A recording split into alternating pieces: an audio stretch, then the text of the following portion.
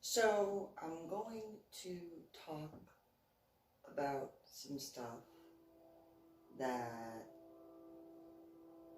I did. I mean, not just like scuba diving stuff, not making any light of it. Just, a little bit different in discussions. So, I've done a few healings, a few times. I'm not going to go in order because that requires me to like timeline, and there's been a few. So one, pre-head injury was, well, I mean, I guess technically speaking, I was the first live baby Jesus at Alternate Presbyterian Church for the Christmas Nativity, in the church. It was technically in the ground, well, not in the grounds, but on the grounds of the Square Mile Cemetery, and the manger scene was up by the church. And there had not been any like living baby Jesuses or Jesus. I don't know what like because like platypi, when there's more than one, it's platypi, but it's not. It's platypus for one, but like platypi for multiple. So baby Jesus, baby Jesus, I don't know. Anyway, so after the first baby Jesus alive for the nativity, the church started having like births, lots of them. It got to the point where people were fighting, and then like trying to, there were some people who were trying to hold in their pregnancy delivery dates so that way they could have the youngest baby Jesus at the church while going there. So I guess technically that'd be a couple of healings. And then, there was in St. John Vianney High School, there was this female named Jessie, and she was dating a guy. I mean, not that there's an issue with her dating a male, but like he was abusive, and he broke her arm. And I asked her if it'd be okay if I worked on it energetically, and she was like, she had introduced me to certain points of shamanism and stuff, and natural magic, realistically. And so I asked her if I could try, and before learning Reiki, of course.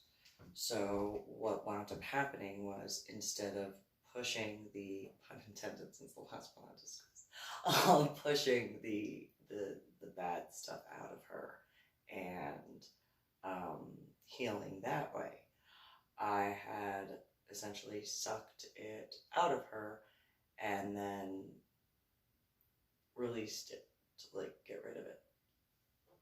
And I mean, instead of it taking like 6 or 8 weeks for her wrist to heal, it was like 3 weeks later she was out of the cast. And but I did have a conversation with that male. I do not deny it. I didn't care that he was on the varsity wrestling squad. I went over to him because she told me what happened. And then it was as simple as me seeing him in the hallway.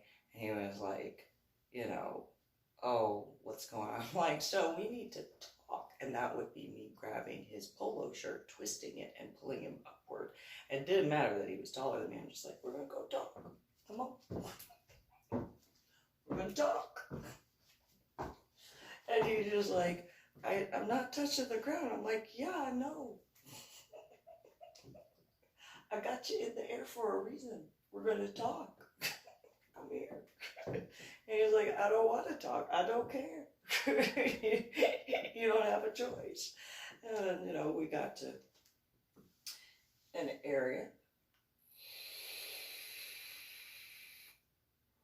So, like, for those who know what St. John Vianney High School's layout in hometown New Jersey is, or at least was at that time, turned left out of the cafeteria because he was going to go visit her, and met him in the hallway and just picked him up from there, and we kind of walked, you know, to the left past the windows and then past the dean's office, past that hallway that led to the front office, a little bit further to where the lockers were, and then I took another left where the stairwell was, and we went underneath the stairs and we talked, had a conversation for a little bit, and I informed him that he was not allowed to do that again because he didn't want to have this conversation again. And he was just like, oh my God, I promise. I'm like, yeah,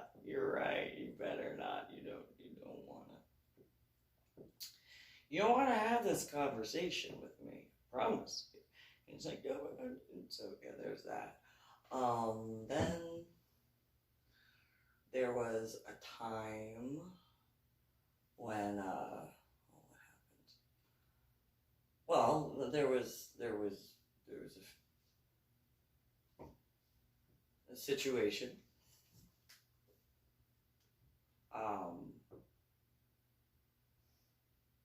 Don't remember what borough I was in, of New York. And, well, there was a guy who, like, was doing stuff, and I don't really have the words for what he was doing, but we had a conversation in the alley, and then, like, he turned himself into the police because he didn't want to have that conversation again. And he apparently did a whole bunch of stuff. Like, he had a whole, like, slew of stuff, and, well, he wasn't going to hurt those individuals anymore, so, yeah. And I'm talking in-person healings, I'm not talking other ones. So, yeah. I don't remember how old I was, but I know I was in elementary school. So there's that. And then,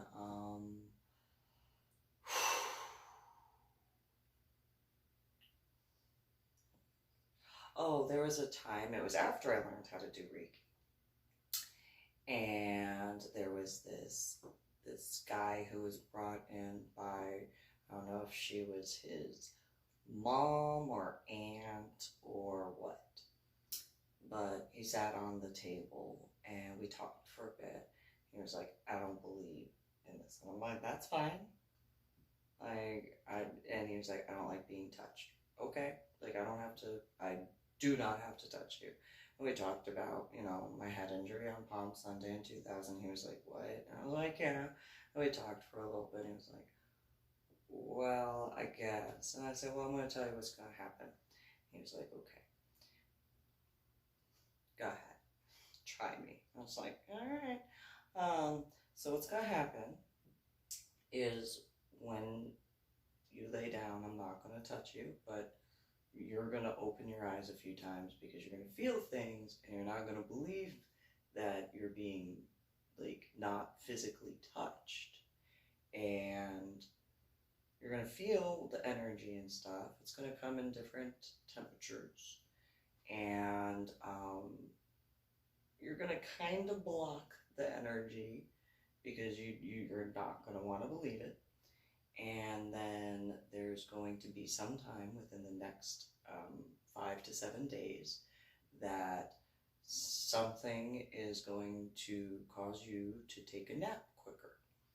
And when you go to take a nap, you are going to wake up and you are going to feel it. And when you feel it, that's when you need to drink a whole bunch of water, because that's a bunch of, like, lack of a better term, ooby-goobies, being like pushed out of you. And you're gonna like have this moment of clarity. It's gonna make a whole bunch of sense. And every now and then you're gonna get a little boost, and it'll keep you going.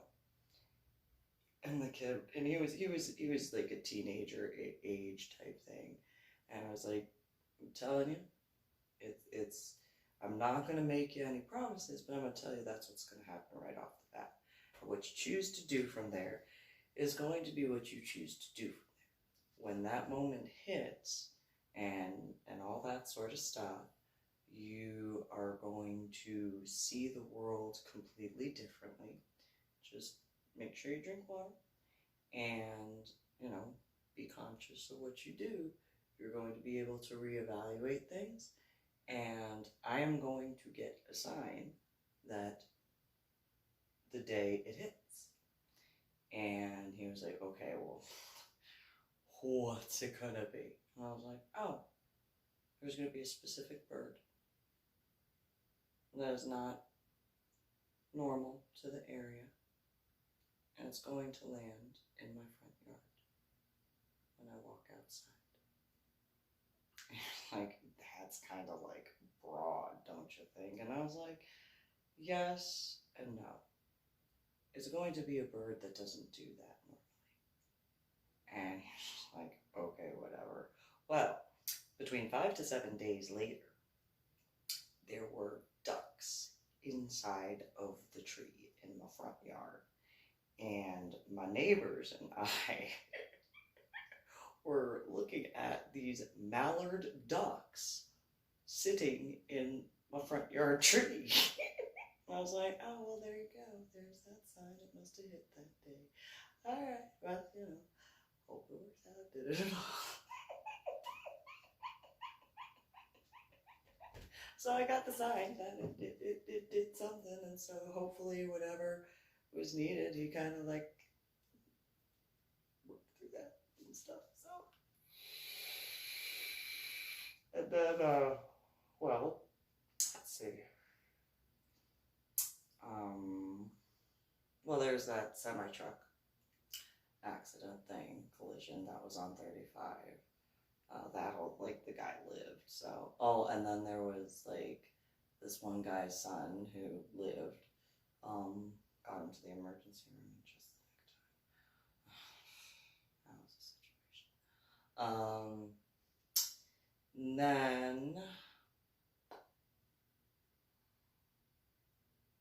a few other things.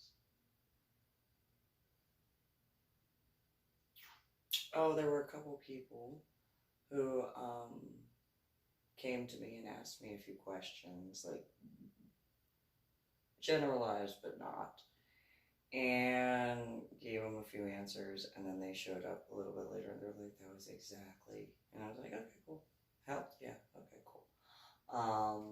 Then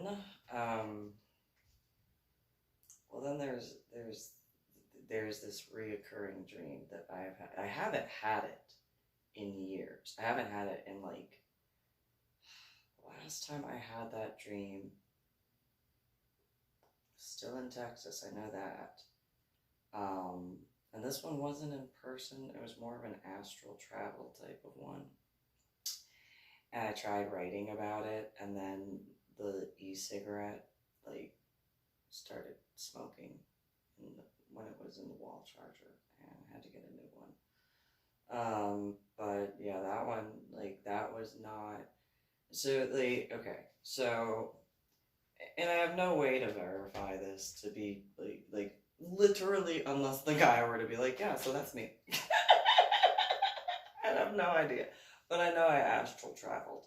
So what wound up happening was this one day, I had a whole bunch of stuff going on, and I was taking care of it.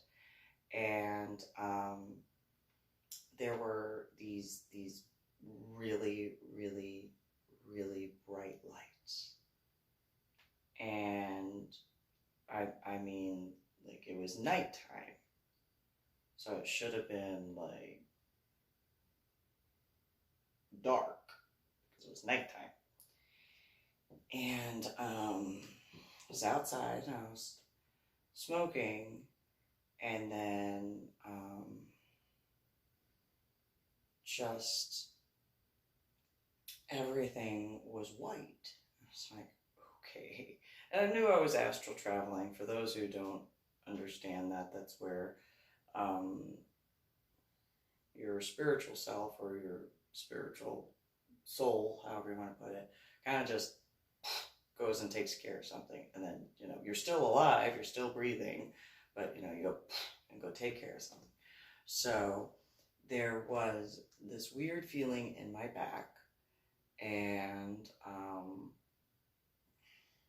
best words that I got are wings, and they just kind of went out. And then it's partial. So in the dream that I had for years, I see this guy in a hotel, and he's with, like, these other guys.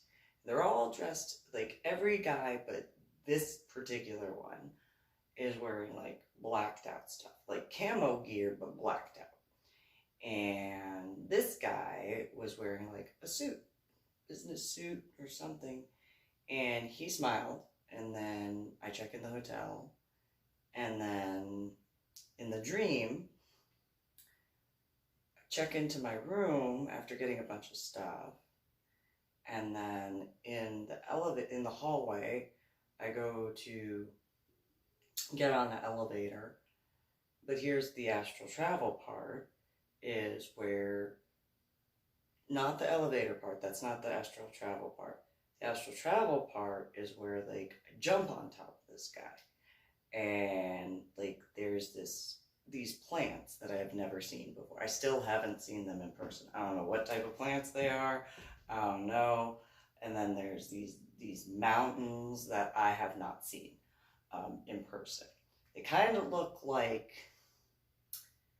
so if you ever go to Casper, Wyoming, kind of like those, but kind of mixed with the mountains in Utah going towards Colorado, like a mixture of those, the way they look. And, like, as sparse of plants, like those random areas. And kind of similar color rock formations and colorations as the combination of the mountain rock from Salt Lake City, Utah area towards Colorado, mixed with the shades of the Casper, Wyoming ones. And, you know, like, that's the backdrop, and, like, on top of this guy, and, like, just pushing dust or sand or whatever, I don't know what it is, but just kind of, shh, be quiet.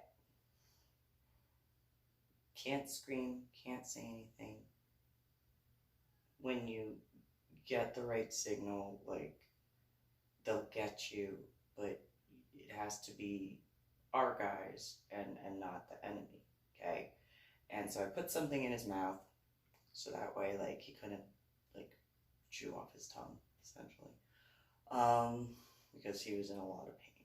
It's like, I can only do so much.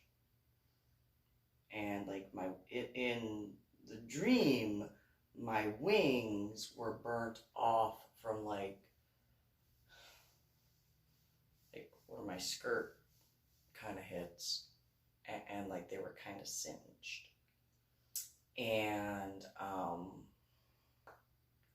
then like in the dream, like my purse with like a whole bunch of makeup that I don't like, more makeup than I got, covering from like the bottom of my skirt down. And then the dream, but kind of astral travel, is kind of a little murky there.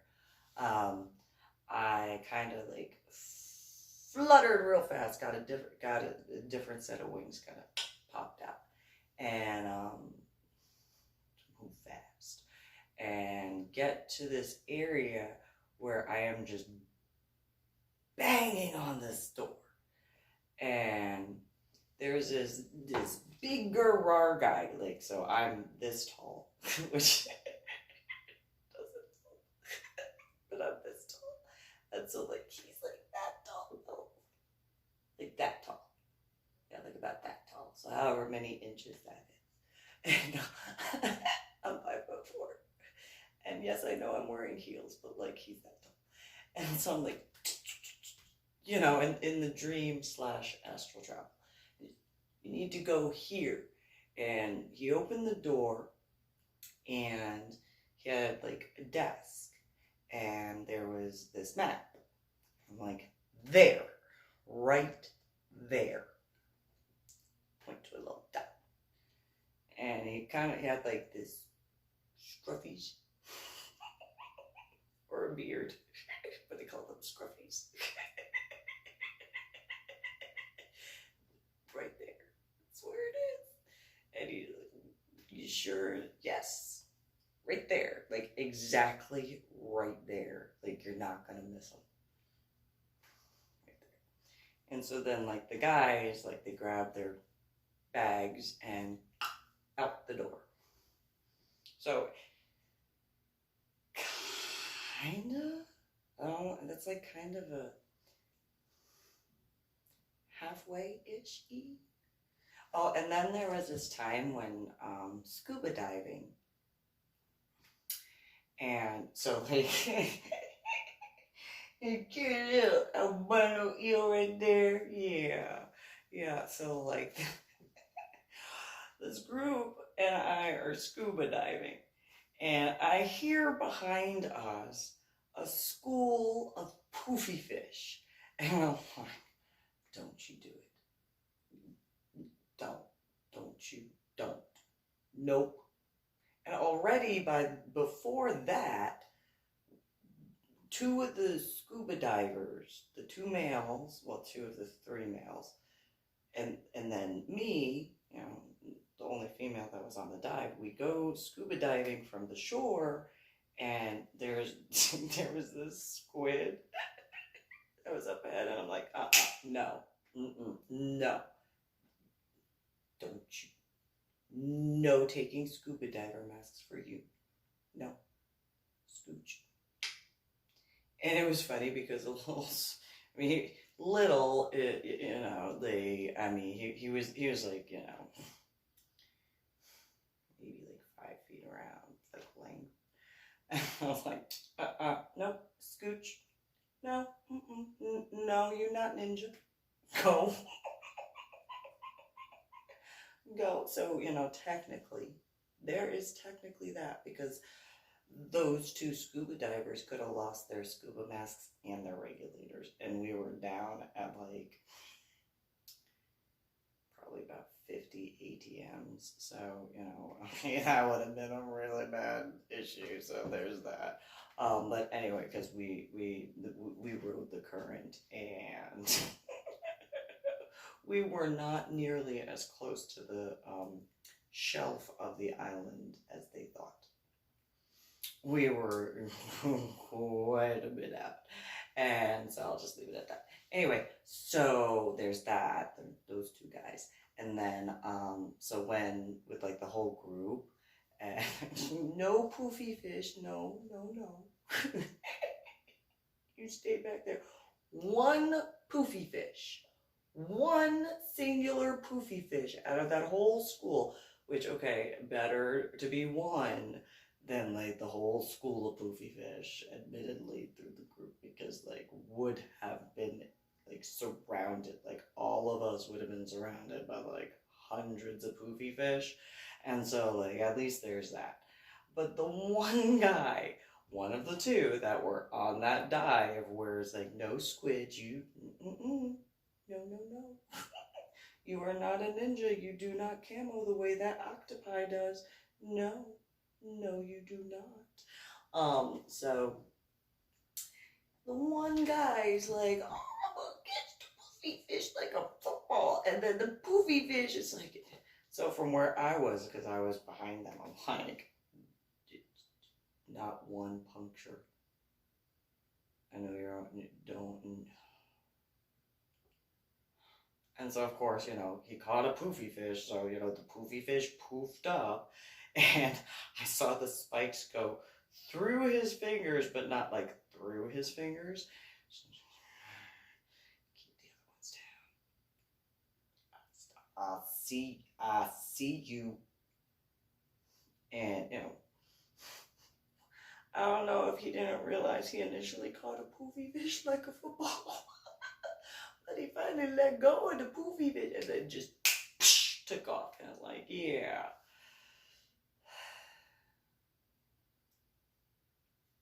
Get back. Go. And poofy fish. Get back to school.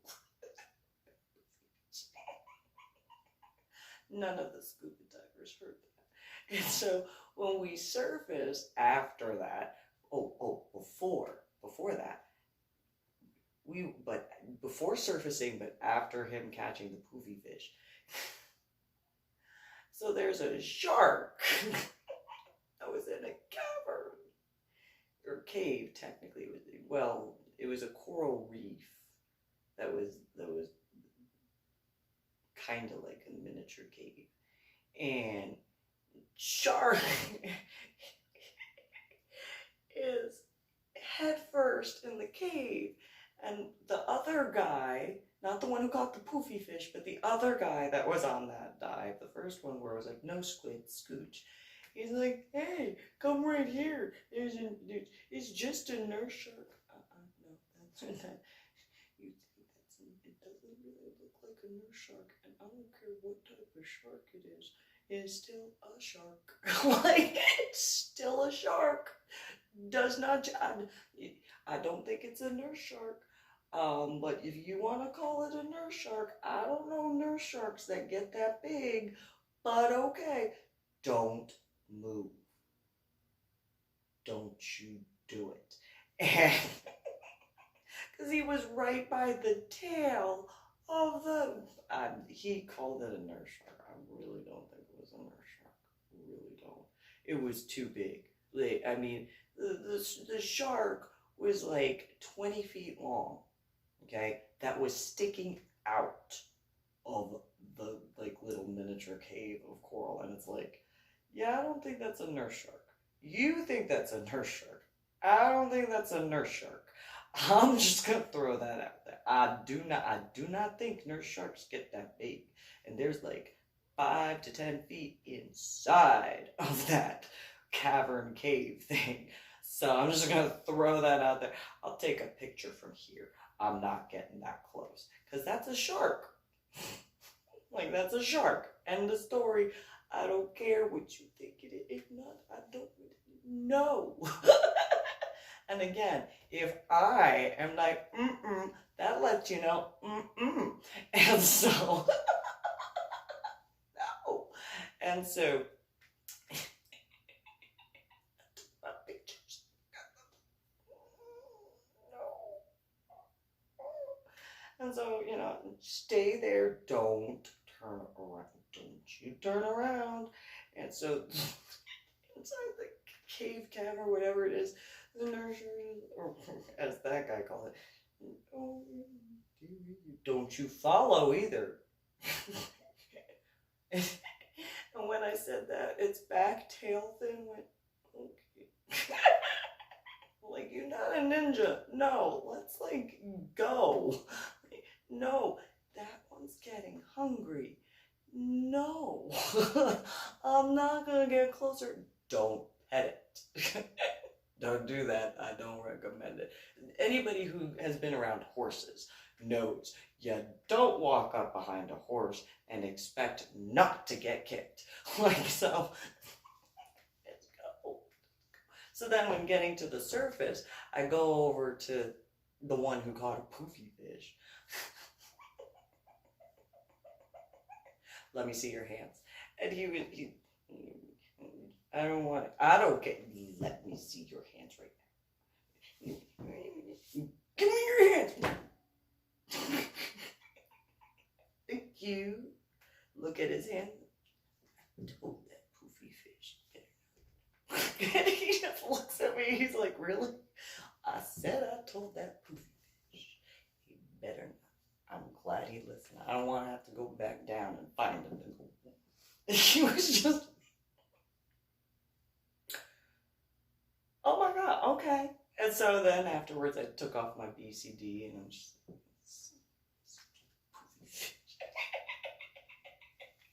so the technicalities. And then like at the island, the guy was just like, I don't know what just happened. It's like, don't worry, it's okay. You didn't get punctured by a poofy fish, and it was a baby poofy fish, so be really, really, really glad. Because, ooh, I would have hurt a lot.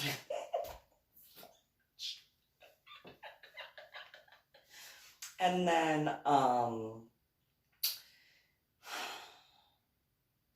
there was a time with one scuba diving instructor.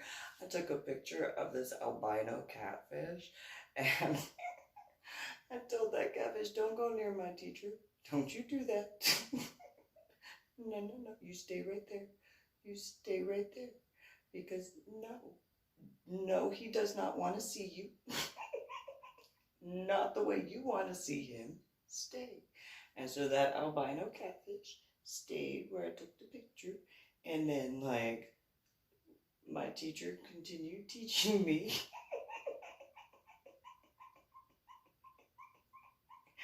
And that catfish followed around a little bit, but it was one of, no. Back up, back those fins up, back those fins up. And it was funny because right when I was doing that, that teacher looks at me. I'm like, hey, I had the regulator in my mouth. I was like, don't worry, it's all good. It's okay. He kind of shook his head at me and then, continued swimming on. And it's like,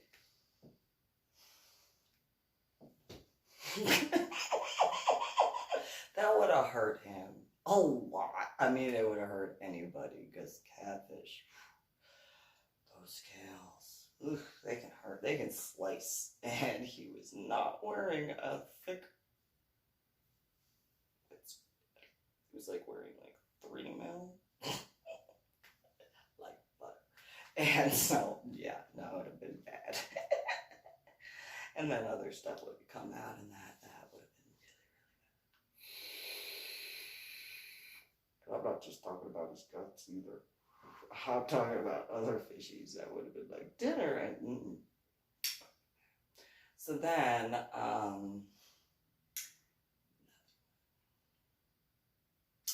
there was the guy that I was engaged to. And,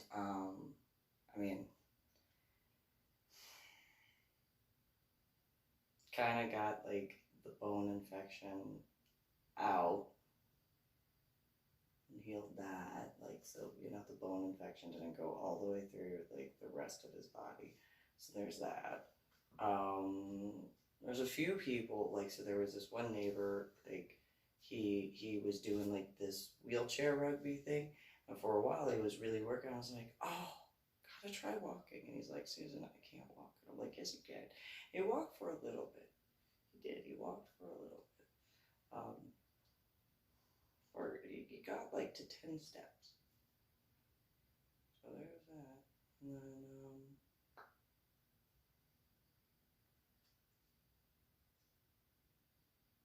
Oh, and then there was a couple of guys that had really, really, really bad vision.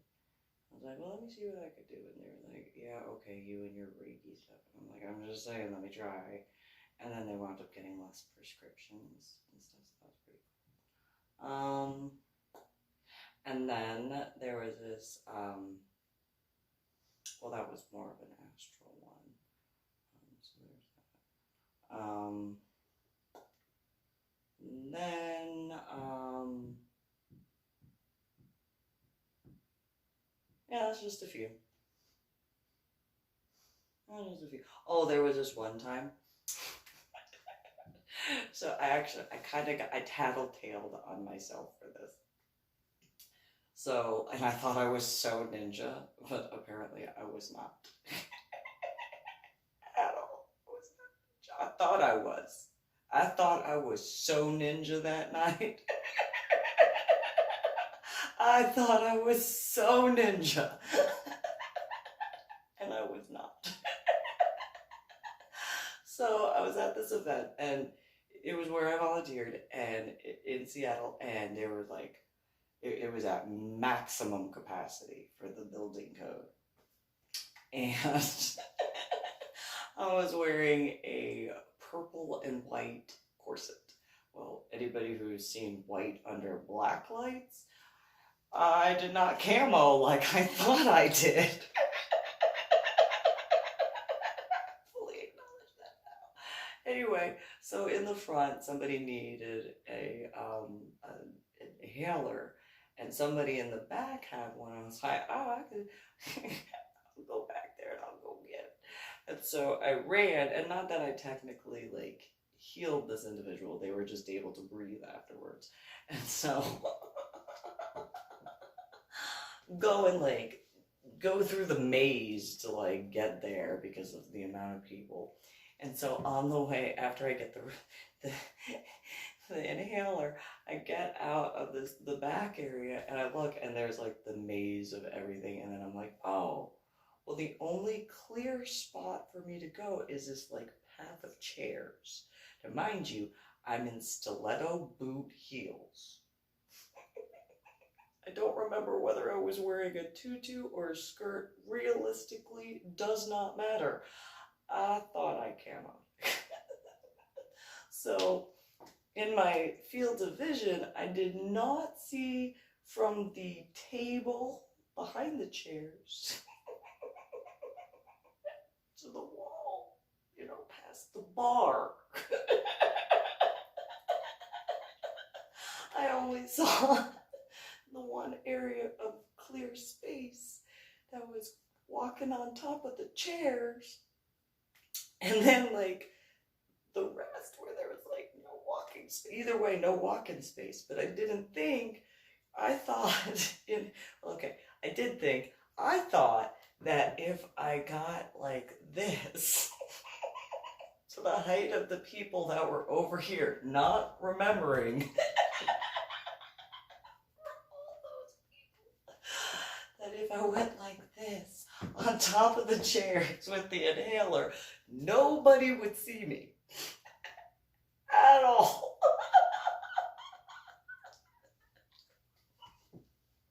So I hop off the last chair. It was like 10 or 15 chairs, whatever. Just, nobody can see me, I'm a ninja. Nobody can see me, I'm a ninja. That was what was going in my thoughts. Nobody can see me, I'm a ninja. Barely they saw me. And so, jump down from the chair and run like, around people. Get the inhaler to the person. And I'm like, all right, cool. I'm gonna go dance.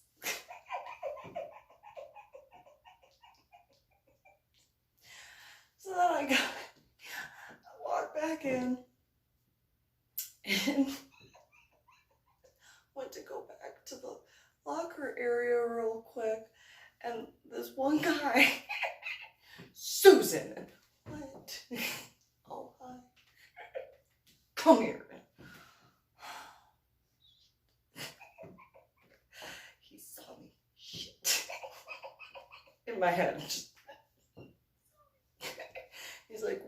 were you doing walking on those chairs? Do you know how dangerous that was? And I'm like, I don't think anybody saw me at all. He was like, what? I don't think anybody saw me. I was just, I'd apologize, but I really can't. And he was like, why? What do you have to say for yourself?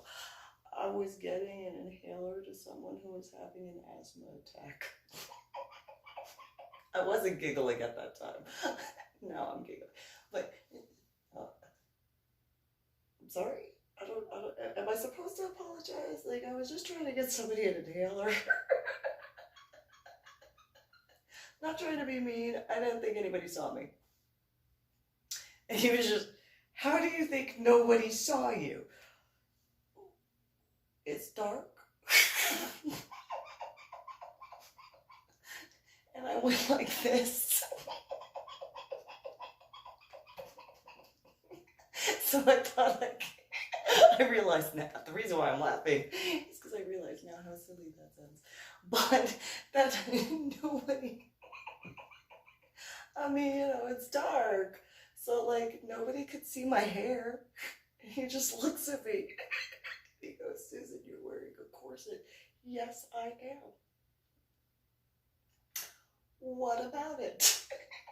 Did not pay attention to the colors.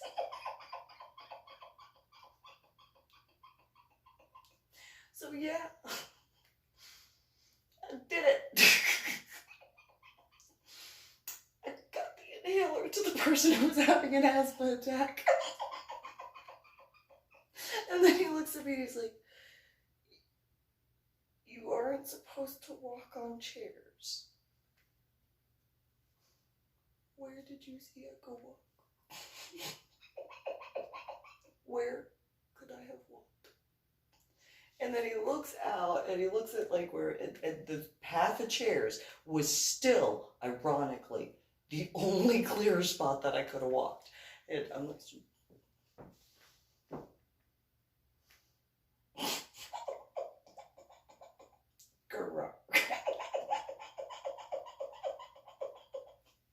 where could I have walked?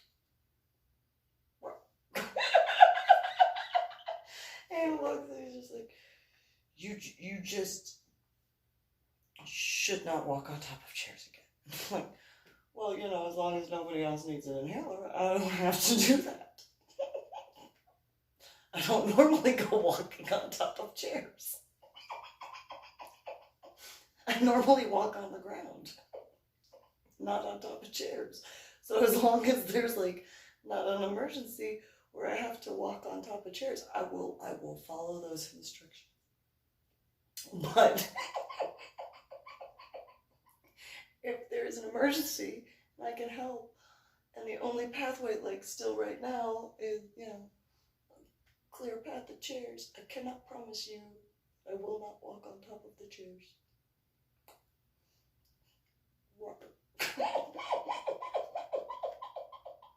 And he just looked at me and he was just like, you just,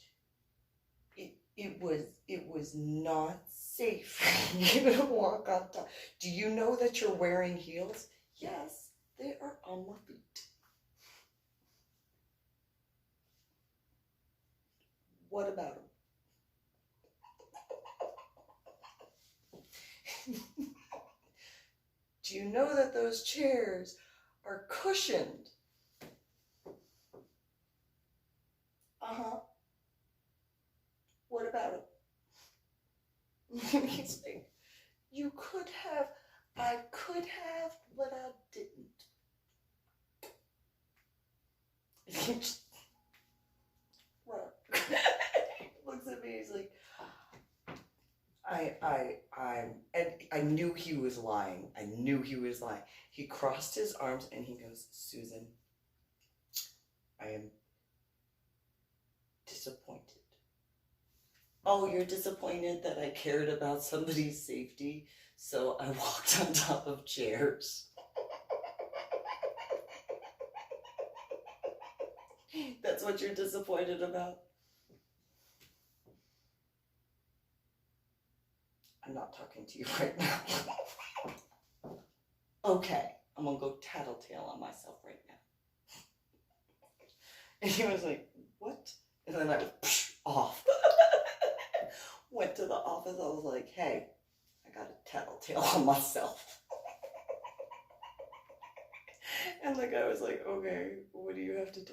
I walked on top of chairs to get somebody an inhaler, and I got in trouble. So I'm tattletaling on myself to let you know that I walked on top of chairs. And he looks at me and he's like, so that's you tattletaling on yourself? Yes, yes it is. I did it. You know the situation I'm talking about? Yeah, I do. Yeah, I did it. I walked on top of the chairs. I tried not to be noticed though. And he looked at me, he was like, how did you try not to be noticed? I see what you're wearing. And I'm just like, because I went like this. And I got to where the other people in front of me were taller.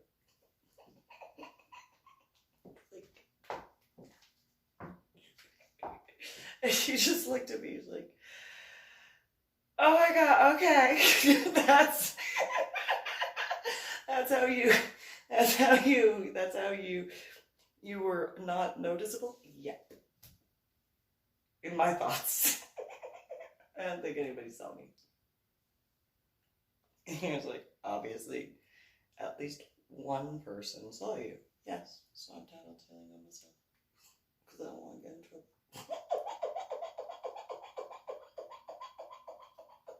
And he's like, yeah, but they're like alive and they didn't need like to go to the emergency room. Well, that's cool.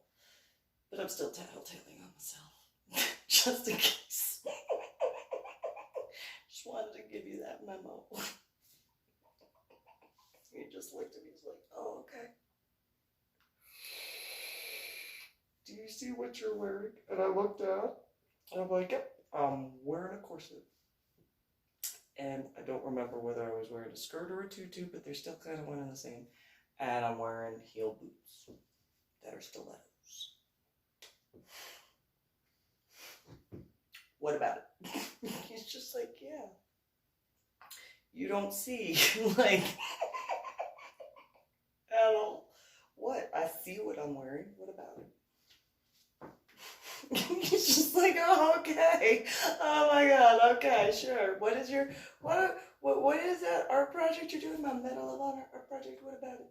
And he's just like, oh my God. And I'm like, so, like what? I don't understand what I do. Did I do something wrong? Do I have to tattletale on myself again? And he's just like, no. Oh my God. Nope. You're good. You're good. You're good. You're good. Go dance, right? Go dance. Just go dance. Okay. I don't need to tattletale on myself anymore. Like, I don't think so. Okay. But I really did. For like, I even went back to the house later and I'm like, I got in trouble. And then like that guy was like, yeah, well, what'd you do? And I was like, well, I did this. And he's like, so you got in trouble for that? Yeah, I did. Mainly because I was walking on chairs, though. That was... He was like, so why were you walking on chairs? Because there was, like, no other way to go. So I walked on top of chairs, and I got in trouble. But the person didn't have to go to the emergency room, so that's cool.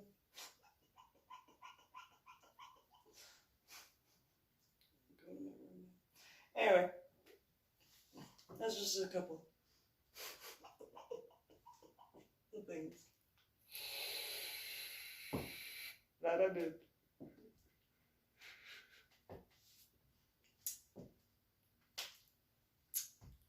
Share and subscribe and stuff. Have a good one.